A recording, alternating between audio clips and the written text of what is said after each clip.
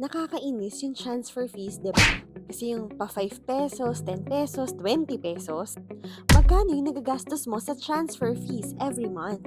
Pero pwede naman palang free. Hindi pa lahat nakakaalam and I'd like to share the Vibe app.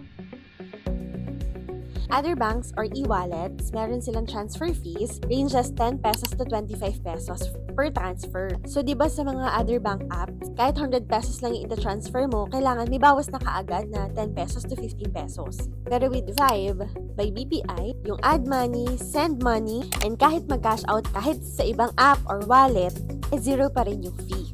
So, tipid to, friend. Imagine kung every week ka nagtatransfer, ilang daan or ilang libo din yung matitipid mo sa isang taon. Kaya kung sawa ka na sa mga fees, try mo yung Vibe. Share this to your family and friends na mga hindi pa nakakaalam and makatulong ka sa kanila. Follow my social media accounts to know more financial tips. Bye!